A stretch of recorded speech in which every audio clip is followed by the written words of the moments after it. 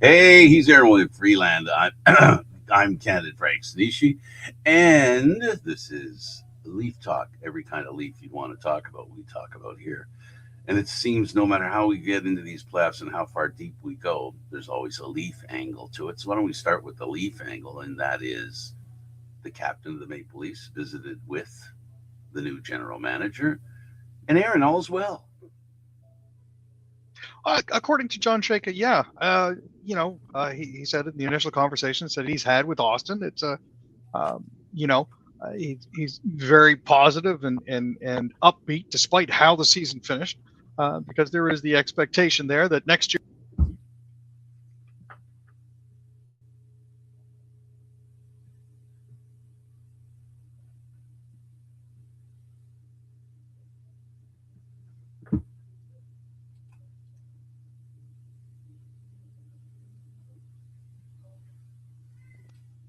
But yeah, he appears to be happy with the way that things are going, and they're looking forward to the draft uh, and seeing what could possibly happen going forward. So sorry about that.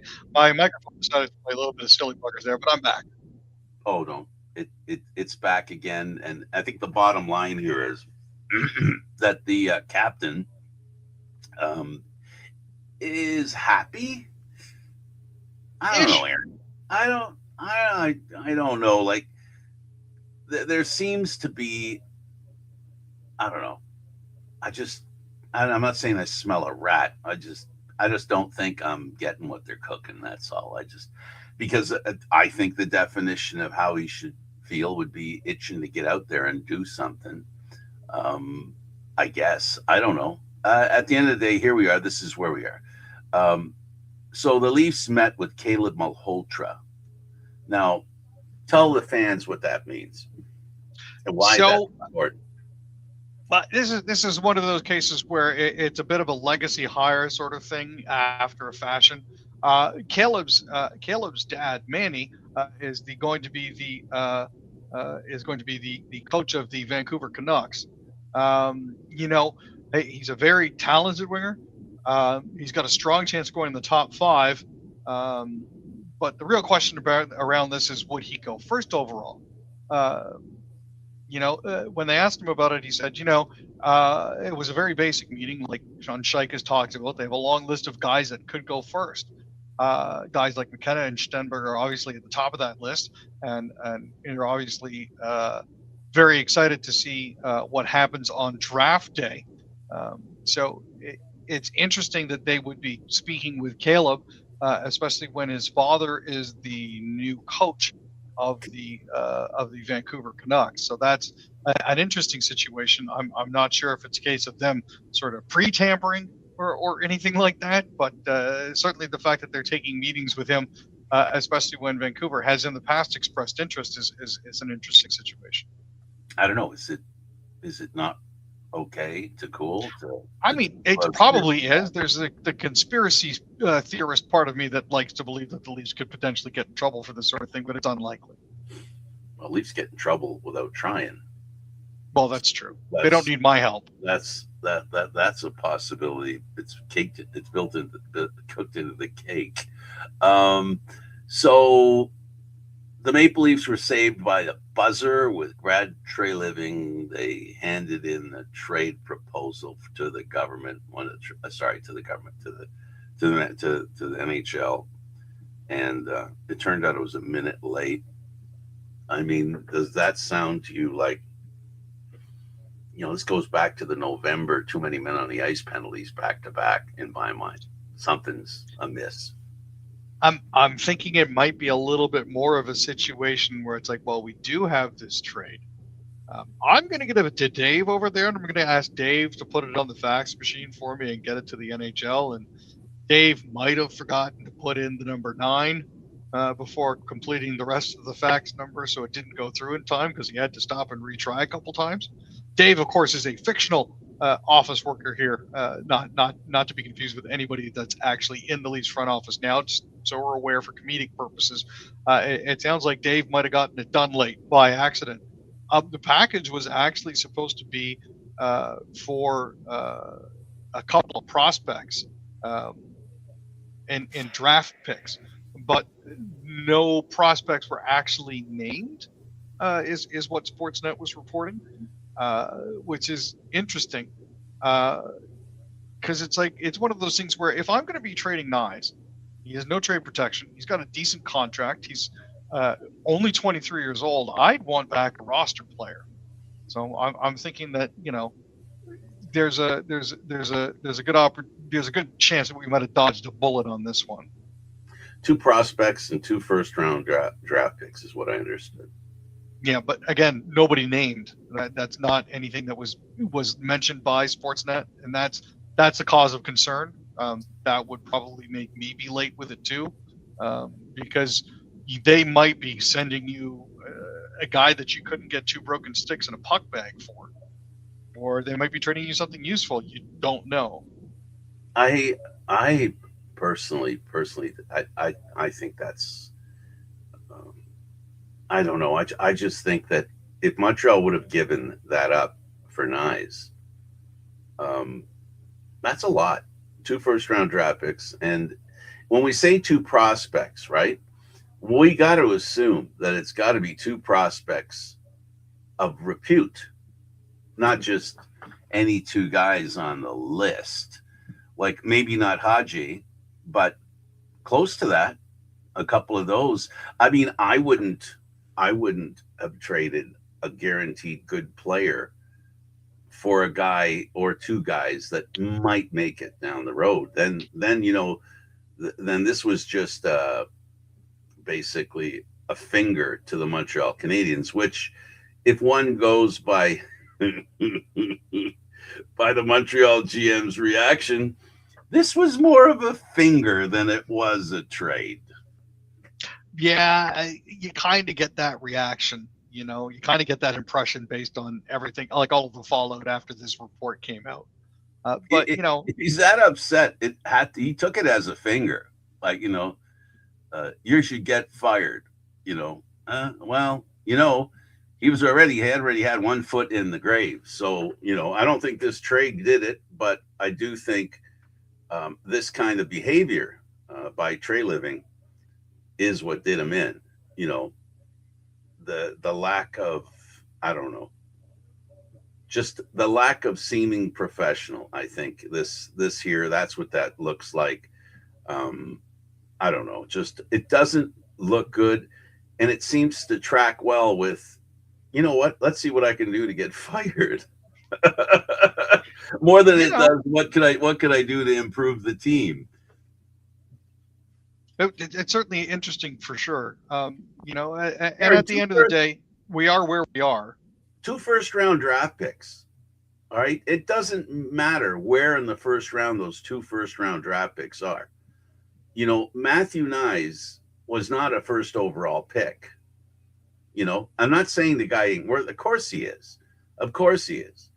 But the part that bothers me isn't the trade fell through. It's the only guy you could trade. It sounds like you tried to trade him.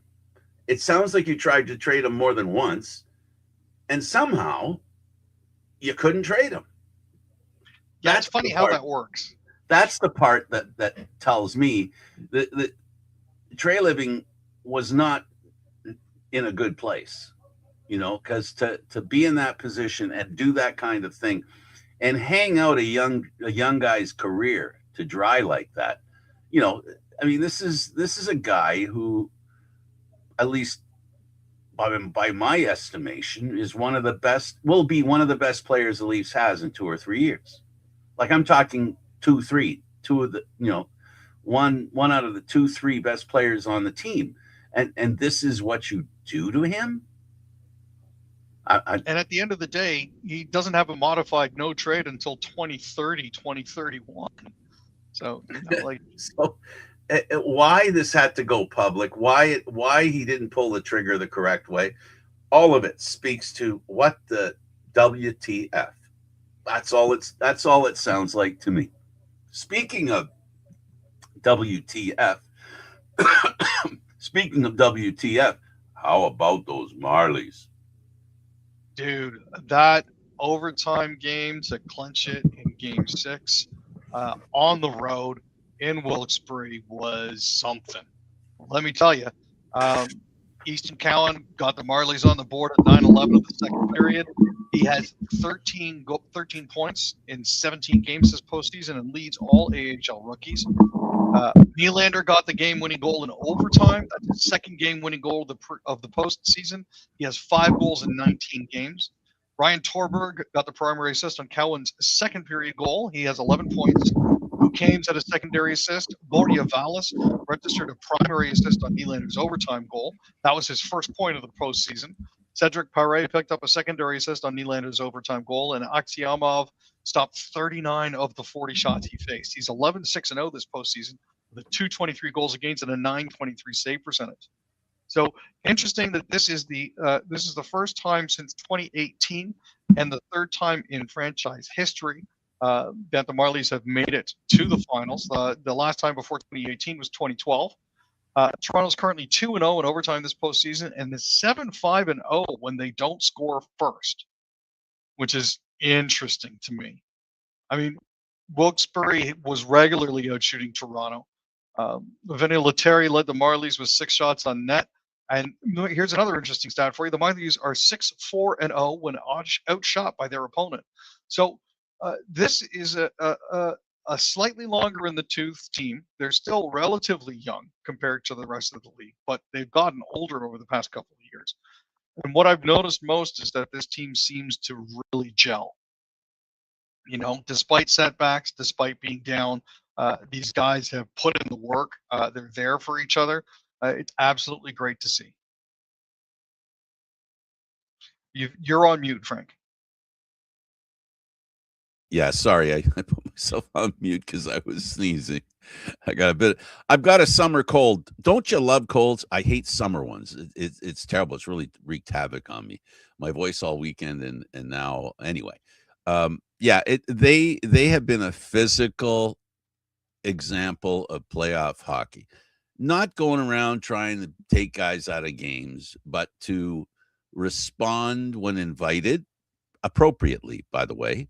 Not to the extent where they get retaliation penalties, but they've been not necessarily only initiating, they've also been responding, but responding especially, and this may seem silly or insignificant or unimportant, but responding after the whistle when stuff happens. They get invited, and then they just basically say, here's tat for your tit, right?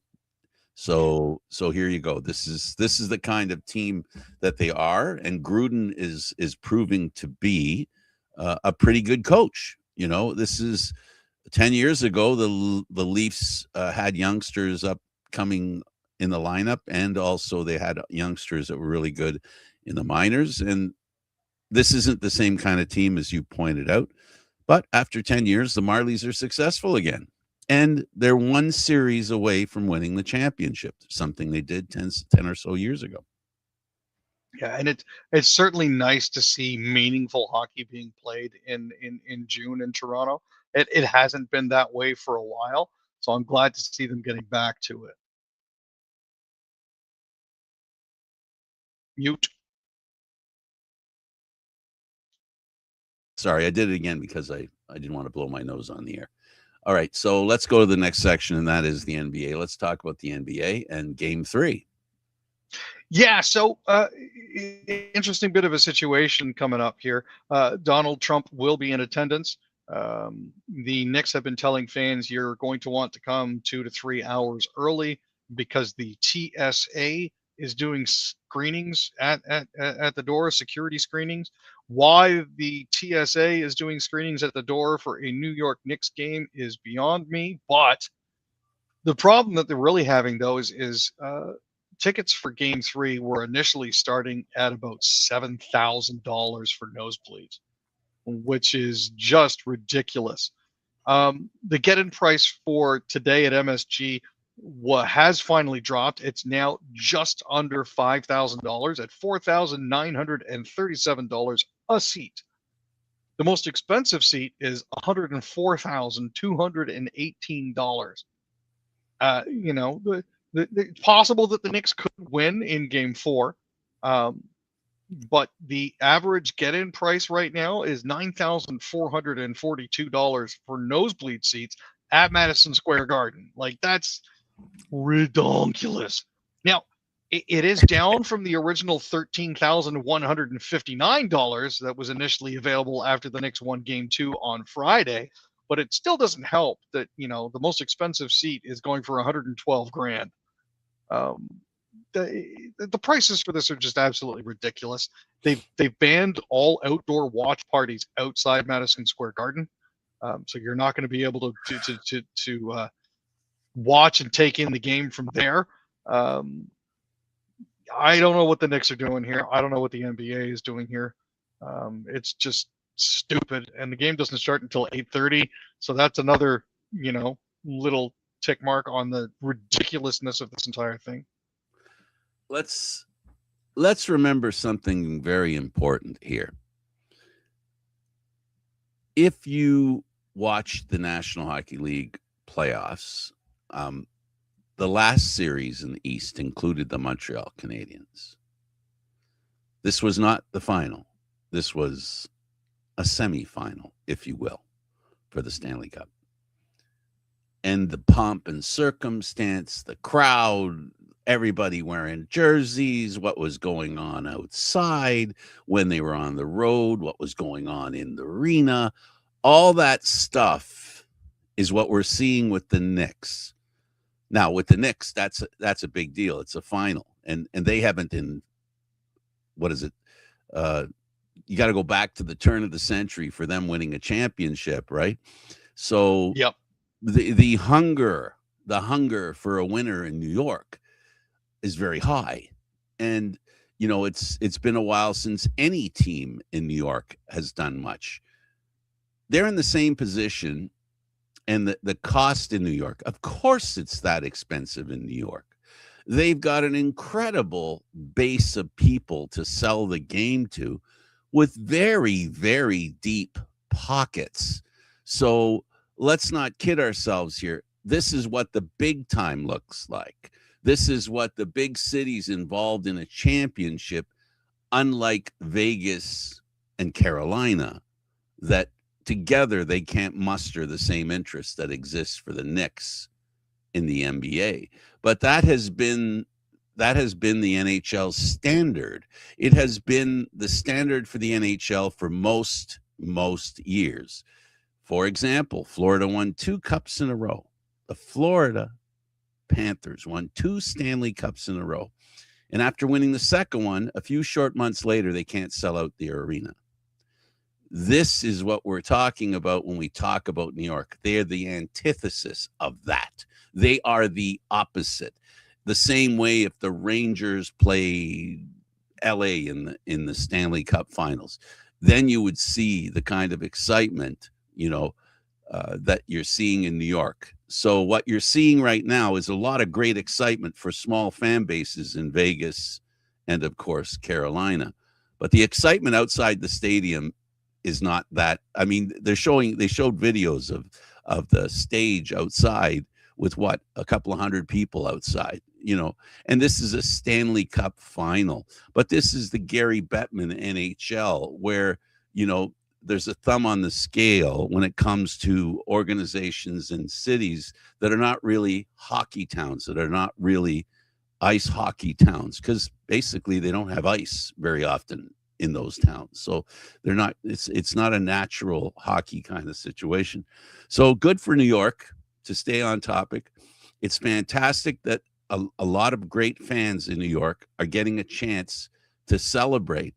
And Aaron, when they won the opportunity to go into the NBA final, the excitement on the streets was amazing. I don't know if you saw how excited everyone was to have the New York Knicks make it to the final. Yeah, no, the atmosphere is going to be absolutely bonkers in New York. It as you mentioned before, it's been a while.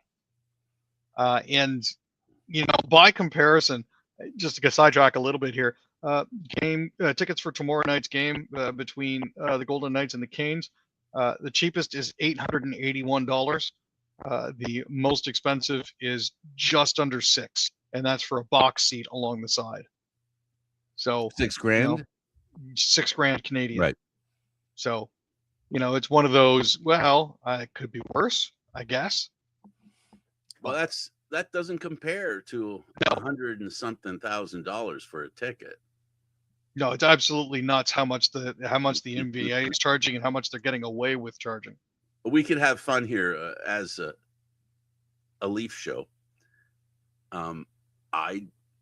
I'd say at least $50,000-$60,000. If the Leafs, maybe more. If the Leafs made a Stanley Cup final, I would hate to see what the tickets would be worth. Oh, I shudder to think. I mean, it would be amazing. These ticket prices are kind of understandable, though, because the last time the Knicks won a championship was 53 years ago. 1973 was their last championship. So there you go. So a lot of pent-up excitement, right? Oh, yeah, definitely. A lot of pent-up excitement. Speaking of pent-up excitement and exploding into outrage, the Blue Jay game yesterday, Clement ran out of the baseline. The manager of Baltimore felt that he went way out of the baseline and therefore couldn't be tagged. And the argument over that situation, where are you on that one? Well, I'm inclined to believe the umpire because they know more about the game than I will ever know. But second base umpire Nick Lentz ruled Clement was safe, saying the runner was getting out of the way to allow Henderson to field the ball and not trying to avoid a tag. The runner has the right to establish his base path, so Ernie Clement has established his base path to avoid the fielder for potential interference. Now, even though Henderson kind of waved his glove at Ernie Clement and called it an attempted tag, by dodging in the first place, Ernie had already changed it enough that, going to second base, he was not going to be out of his base running line. Now, Henderson, obviously, the second baseman, was frustrated by that. He felt like it wasn't a great call. Neither did Craig Albernaz, who came out to argue it. He was saying, well, I think if you stick out your glove to tag somebody, that's an attempted tag. There's no rule about how far you have to extend your arm to tag somebody. It's like, yeah, but, like trying to beat out or get an icing, it all depends on how much effort it looks like you're putting in. I'll make another point. If he had not have deviated, by the time he caught the ball and was ready to tag Clement would have been past him if he had gone in a straighter line. You get what I'm saying? And because he didn't really try to tag him, because the tag attempt is usually made when the runner's close to you. He didn't get a chance to make the tag attempt until long after Clement was basically beside him, but 3, 4, 5 feet away. So and it was a half-hearted tag, as if to say that he knew he wasn't going to tag him anyway before wherever Clement was on the base path. So it was, and then the call out, and the manager decided to air out the issue, I think, again, when that first the baseline to first was let's just say avoided. But the thing is that he was tagged. So I don't know what the complaint was there. The tag happened, and whether he was in or out of the baseline was moot, right? At that point. So what you had is an upset manager, a real, like they call it a TSN turning point when that second base play happened. Yeah, there are a couple different rules when it comes to consideration here. Offensively, if a runner is aware that a tag is imminent, he can widen his unrestricted base path before the fielder with the ball makes a motion towards him. That gives the runner more space to deal with and a better chance to avoid going out of the baseline. Defensively, the fielder who's making the tag attempt should make a motion towards the runner as soon as possible, because as soon as the fielder makes a move towards the runner, then the baseline restrictions begin. So, by circling wide the way that he did, he opened up the base path. Yeah, and unfortunately, the tag wasn't put soon enough to consider the baseline infringed. Exactly. So it is what it is. Yep. The Blue Jays, well, Jeff Hoffman. This team has been very good. This team last year, Hoffman included, did some great things. But am I the only one that remembers the World Series might have ended differently if Hoffman didn't have the ball and wasn't at the bump? I mean, it's entirely possible. But honestly, the failure of him as a closer did not just begin this year. It started back in the World Series. Yeah, he's got a 6.26 ERA. I understand that. But he's got a 2.99 FIP. He's got a 3.10 ERA. He's got 36 Ks. He's running at a 4.92 BIP. He's still punching hitters out when he needs to. It's just unfortunate that for some odd reason, batters still keep finding ways to somehow get their bats on pitches. The real problem that we have here is we don't have a good enough relief pitcher, middle reliever, like Hoffman is, or enough bullpen depth at this point to even think about moving on from him. We get rid of him. We're looking at some lower prospects from Dunedin. It's going to be tough to fill that.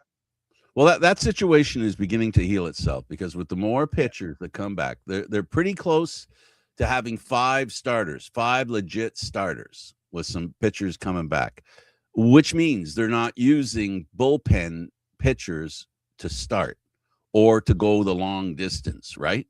So that problem's going to heal itself as the healing carries on with all the pitchers that have been injured. And as far as Hoffman's concerned, I get what you're saying, that they have to use them, but they're not going to use them, in high leverage situations, where, he really needs to be consistent. Because the thing about him is, and this is what happened back in the World Series and has happened this year, he loses a batter, however he loses it, whether it's a strike that's a ball instead of a strike, so he walks a guy, or he makes a bad pitch that stays in the middle of the plate and allows a hit. The problem I have with him and what he needs to work on is recovery. It seems to take him too long to recover from a mistake, whatever that mistake looks like. And he seems to trip all over himself and not be able to recover in a reasonable amount of time. And nothing speaks to being a legit closer than getting past a mistake and then bearing down. He's had trouble bearing down when things don't go well. And that's an issue for a closer because that's his job. His job is to make sure things don't go off the rails. No, that's certainly true. And again, this is one of those situations where, you might want to try to give him a little bit more time to try to work through this. It's not all that negatively affecting you, especially when you're doing bullpen days 2 out of every 5. I mean, at this point here, really, Cease is coming back today. Thank goodness for that. Right. But I mean, a lot of their starting pitchers are guys that are currently on the IL right now. So, as you mentioned, it will get better, but we can't move off him until such time as they actually are better. And that's whether or not you want to continue putting up with the pain that brings is one thing. But trying to get rid of him, you're going to have 29 other teams trying to sign the guy. That's the long and the short of it. Depth of pitching is very important in Major League Baseball. And the good news is the Jays clearly have a depth of pitching. And the other thing that the Jays have, with the amount of injuries to the starting staff, they're still only a game out of a wild card spot. Imagine that with the injuries that they've had, and they're still suffering. Their number one catcher has not played except for the first week of the season, and they're basically striking distance and have been in the wild card position. And essentially that is the most important thing, that under these circumstances and Hoffman pitching poorly, that these things that are going on, his poor pitching and the injuries and the undermanned situation, they still are in the hunt for a playoff spot. Because we all know, Aaron, a playoff spot means you have a chance to win the World Series. Now, I know the odds get slimmer, the further down the scale you are on making the playoffs, obviously. Extra hurdles you have to go through. And, you're going to wear out your staff before you get to the really good teams, i.e., the Los Angeles Dodgers, and in the World Series, probably the Atlanta Braves. So, what they're doing right now at this time of year, it's still June, early June. So there's a lot that can be done to right the ship. And the biggest thing that can contribute to righting the ship is these healthy arms coming back into the dugout. No, for sure. And Kirk isn't doing so bad in his current rehabilitation stint in Dunedin. In 3 games, he's had 9 at-bats, 2 runs, 2 hits, a homer and an RBI, 2 base on balls. His average is only 222, but again, it's limited plate time that he's seeing here. But in those 3 games, he has 2 hits, so that's a good sign right there. So he's working his way back. Let's go to the Canadian Football League. The road warriors, known as the Argos, have made a move. Yeah, they've signed American defensive back Nathan Hickey. He spent 2025 at Youngstown State, where he tallied 63 tackles, 2 INTs, 4 pass deflections, 2 fumble recoveries, and 1 forced fumble in 10 games. He spent a lot of time with Yale.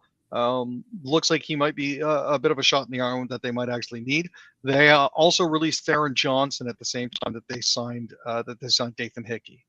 The Montreal Alouettes landed the first punch against the Hamilton Tiger Cats. Those 2 teams are vying to be the number 1 team in the East at this point of the season. And looking back to last year, it will be those 2 teams that'll be fighting for first place. That's not to suggest the other 2 teams won't rise up. But at this point, and as of the trends from last year, it looks like Montreal has a leg up, and they've made very few changes over the offseason.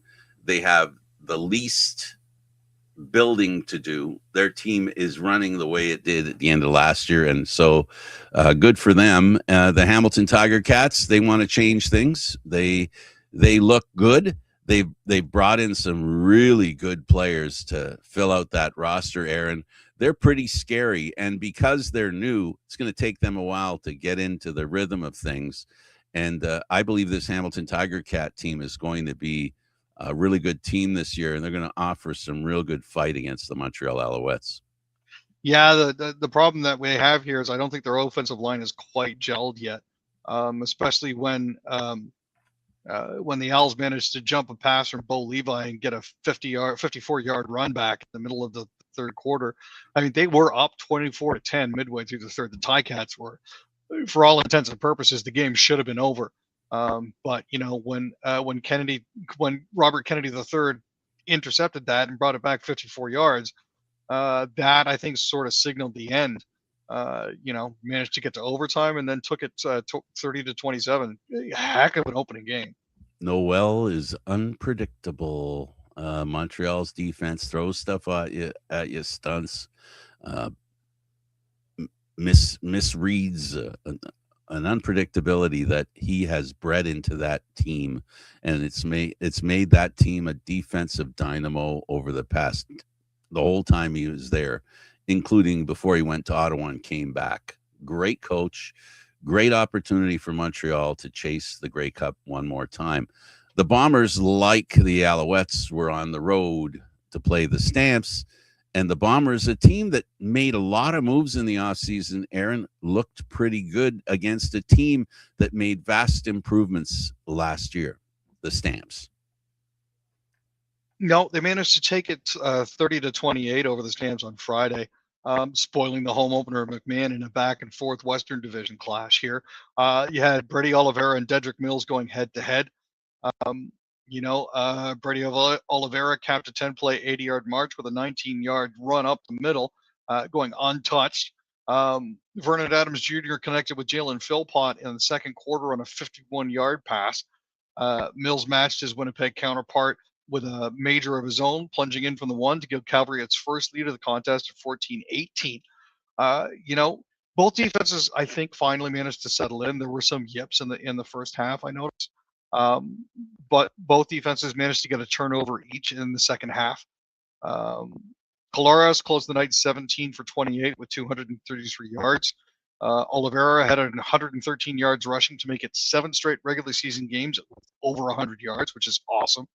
Vernon Adams Jr. finished with 239 yards, a passing touchdown, and a rushing touchdown, while Mills totaled 112 rushing yards. So overall, really good, close, hard-fought game.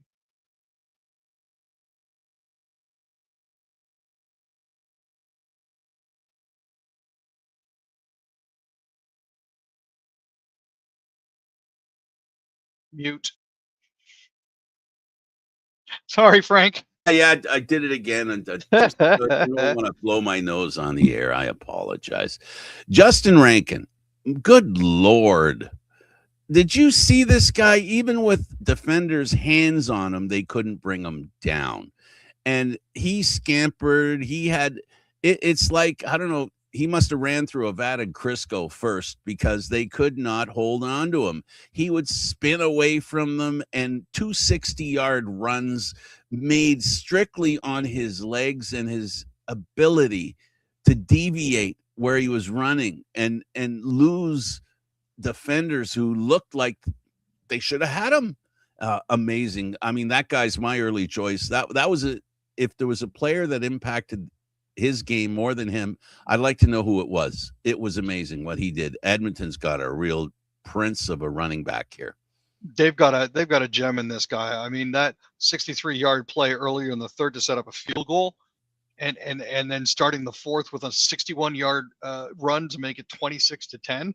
Magnificent, especially in those weather conditions. It was not a fun game to be playing, and I can only surmise it looks really windy, really cold, really rainy. Fajardo recorded his 50th win.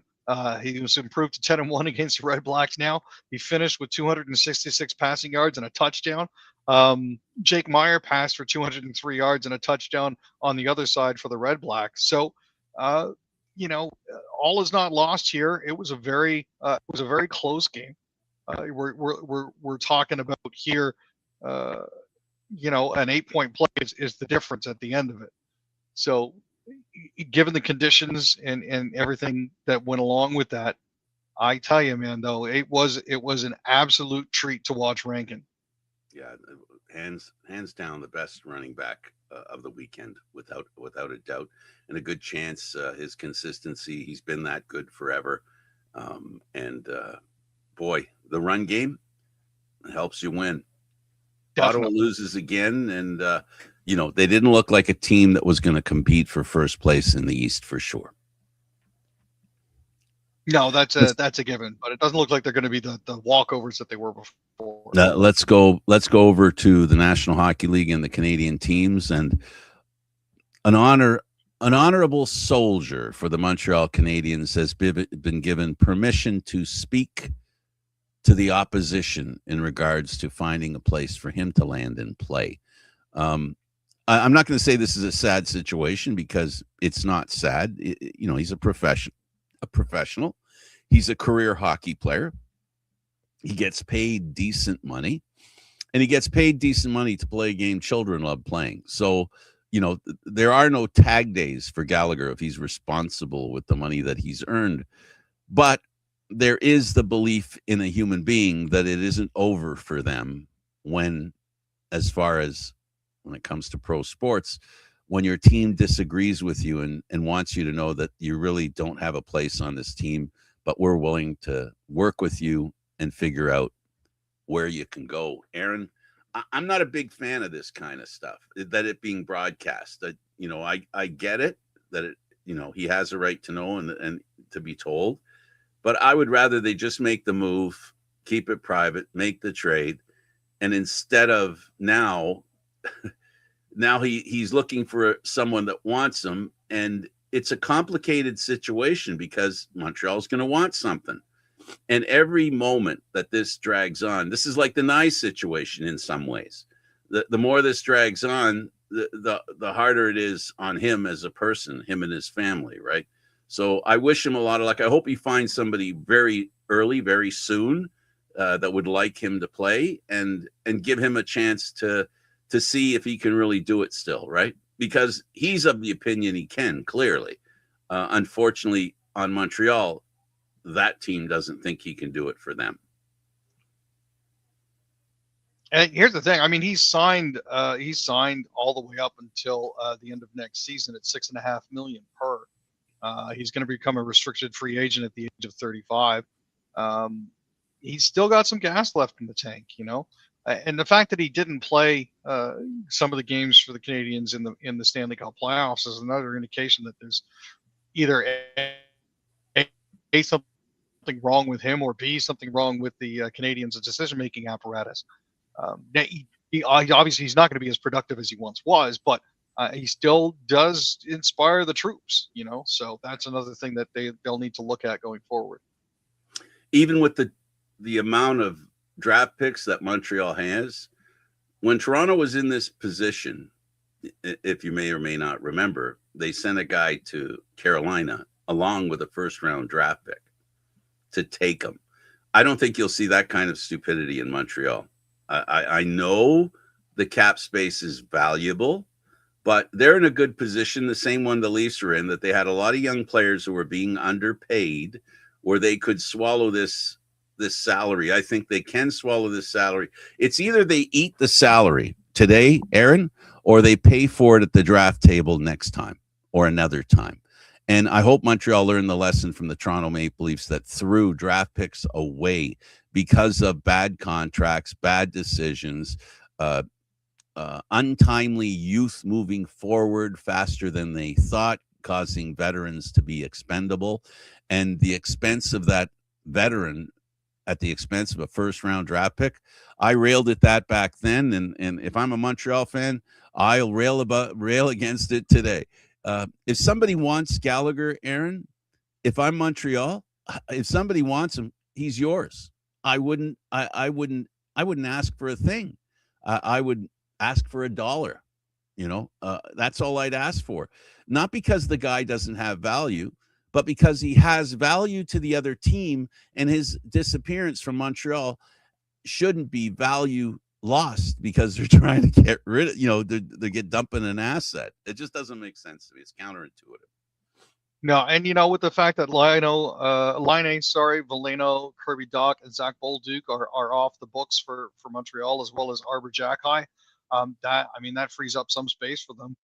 You know, shipping Brendan Gallagher out and losing his 6.5 is going to bump their cap space from 10.9 to 17.4, which is valuable space. And based on the fact that they have 7 draft picks this year, you know, it's an opportunity for them to do something here. Yeah, I'm still against sending draft picks with players. It doesn't make sense. And if you put yourself in a position to have to do that, that's not a good position to be in. But so be it. You're right. They have the capital to do it, and the question is how much capital required gaining that $6 million in cap space. Let's talk about Andlauer reflecting on the season. He's happy the way they're going. Yeah, he says, I think as a fan, I'm happy where the team is going. It's never over, because you look at, he's not fully over the loss to Carolina because they're still playing, obviously. I mean, you look at it and think, what if we hadn't actually gotten swept? What if we had actually advanced? What could we have done? But I mean, they went through a lot of adversity this season, including in the playoffs, with how many injuries they had to their D-core. You know, the keys Andlauer said was to continue to stay focused. Staios and his staff are doing a fantastic job of continuously improving that team. I think it's been obvious over the past couple of years with the trades and the signings that they've made. Until recently, the 2026 combine wasn't something that the Sens would have been able to look at, thanks to their role in the 2021 Evgeny Dadonov trade. But the league decided to let Ottawa pick in round 1 after all, even though it's going to be 30 seconds. So there's that. But yeah, Andlauer thinks that the market may not offer many attractive options because there's not enough free agents. I think people are going to want to do trades, he said, and the fact that the cap is going up, there's going to be people who are going to look at that as an opportunity. So he believes the Senators are stronger than they were a year ago. Off-season changes are possible. He's prepared to spend what money is required, and he's happy to have his first-round pick back. At the end of the day, it's a nice position for him to be in. And solidifying the squad that they have and building it, right? Yes. A move like trading Brady Tkachuk because there's this silent he's leaving idea, right? That would be so counterproductive. I hope as an Ottawa fan that they don't have to deal with that, because that could be, that could rock the good ship, 60 Senators. So Senators, yeah. Let's hope that's not the case. Let's talk now about the Jets. And we've talked about Caleb Malhotra earlier. This is a guy that a lot of teams, or at least a lot of experts, I should say, think that a lot of teams respect his leadership qualities. But while he may have these leadership qualities, there seems to be not as much interest as you would think for a guy that comes with that label. Yeah, it was interesting because Winnipeg is picking 8th. Malhotra was actually tabbed to go 11th overall based on EliteProspect.com's consolidated draft rankings. But he's coming off an 84-point season. He's committed to joining the Boston University Terriers in the NCAA next season. Realistically speaking, the Jets finished 35-35-12 and missed the playoffs entirely, finishing 7th in the Central. They ranked 26th in the league last season. The fact that they're not looking at this, I'm not sure if it's a sign of things behind the scenes, but it's one of those things where you got to kind of wonder why they're potentially taking a pass on this player. I don't know if they want to take him at 8th and potentially overvalue him, but at the same time, if he can help your team, you want to draft the best player available. And if Caleb is one of the best players available, you got to go for it, right? But the other thing is that he's committed to college, and every year there's a player or two that doesn't sign, and then they re-enter the draft, or even longer down the road become free agents. So we'll see if he has a destination in mind. For example, Vancouver, not signing whoever drafts him, could begin the process of him working out the freedom to go where he wants to go. And I got to say, Aaron, right now, the way things stand for Canadian teams and the state of Canadian teams generally, and by generally, I mean, don't count Montreal in that category, but the rest of the Canadian teams right now aren't attractive landing spots for players the way they were a couple of years ago. I cite Toronto, Winnipeg and even Edmonton as examples of how those teams that were great are no longer that great and as attractive to go to, and have a little bit of that failure component that a young player doesn't want to be a part of. He wants to be a part of something that's being built and going into a positive arc, not a negative one. So there's a lot going on at the draft. A lot of times people don't want to hear this, but there are players who will not play for some teams. And when they have these conversations, it's the responsibility of the Calgary Flames to voice their seriousness. Oh, if we draft you, how do you feel about being a Flame? And if you don't hear sincere, if you interpret it, what his reaction is not sincere about being a member of that organization, sometimes teams pass on players, Aaron, not because they think they're not as good as they thought, but because they don't think that player really wants to play for them. And anybody who thinks that doesn't go on really isn't paying attention, because that's where we're at today. It's been a few years longer than it's been for, basketball. We've known for the last 10, 15 years in basketball, players determine where they're going to play because they decide where they're going to play and where the championship may reside that year. Hockey, the NHL has entered that phase now. It with Marner, with what's his name from Winnipeg? Oh my goodness, Hellebuck? No. The player that's playing for Carolina now. I'm having a brain cramp. No, I know the one you're talking about. His right? name escapes me too. Yeah. So, they've gone to teams that are going to win in their minds. This is what's been going on in the NBA for 15 years. It's a new situation that the National Hockey League may or may not address. And as long as it doesn't hurt their business plan or whatever, then they'll just let it happen and they'll let it exist. But it'll be an interesting situation, especially in places like New York and Toronto and LA, where, they already have the handicap of high taxes to one strike against them, and also the pressure of playing in those communities. For sure. And along with all of that baggage that goes along with that, you also have players that are trying to break into the league. In particular, Yegorov, who's been playing in the M in Russia, is actually trying to come over to play with the Calgary Flames. He is actually drafted by them in 2023, so he's been on their organizational depth chart for a while now. He's currently actually committed to the Miami Redhawks. He's played the 2025-26 season for MHK Spartak Moskva, and he is finally coming to America. So the Flames are going to oversee his development here.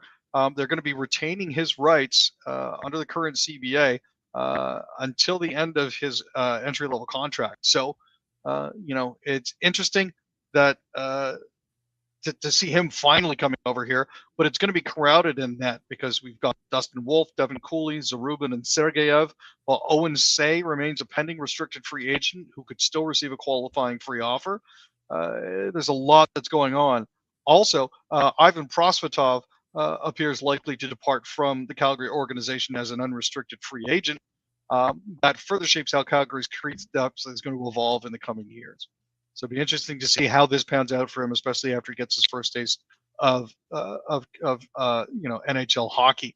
He had a 3-17-6 record alongside a shutout and an impressive 918 save percentage over 38 appearances playing in the M. So we'll have to see if he can adapt to the North American game. Absolutely. McDavid gets another trophy. This one, of course, one that is for his prowess on the ice and scoring points, the Ted Lindsay Award. Not quite the trophy he wants, Aaron. He's won as many Ted Lindsays as Wayne Gretzky, but he's got a ways to go to catch up to Gretzky and the Stanley Cups. Yeah, it's his fifth Ted. He's got his sixth Art Ross trophy this year. 138 points in 82 games. It's the sixth straight year in which McDavid's reached 100 points, and this is the ninth time in his career. This guy continues to impress all of his peers. The Lindsay is what's voted on by players around the league, not actual writers or anything like that. So this holds even more significance because it's hey buddy, we think you're the best player in hockey, and we're the guys that you play against and play with. So. Absolutely. Congratulations to Connor on that. Canucks. So, Manny Malhotra, again, we've mentioned him a couple times. We've mentioned his son, Caleb. Manny said that Vancouver and the organization have a very special place in my heart. As a player, being a part of some very special years there, playing alongside some incredible players, some Hall of Famers. There's that element to it. There's the element of knowing how passionate the fans are here about their Canucks and knowing that it matters. For the longest time, it did seem like a no-brainer. He did coach the Abbotsford Canucks to their first Calder Cup championship just last year. And the fact that he's had a lot of experience now in the Abbotsford farm system also feeds into the fact that some of those players he's going to be coaching again in the bigs, and that can only help the transition. Well, he has a good idea of what Vancouver has. Exactly. And that's important. Aaron, thanks for doing this. And I appreciate your patience. My goodness, took me a while to get my my voice back, but I think I did okay. If only I could stop the tap running. But it is what it is. Like I said, I don't like summer colds. They're terrible. He's the worst. He's Aaron William Freeland. I'm Candid Frank Stanishi. Thank you for watching. Hopefully we'll see you next time. Enjoy your night, everybody, and enjoy the game tomorrow. Signing off for another night.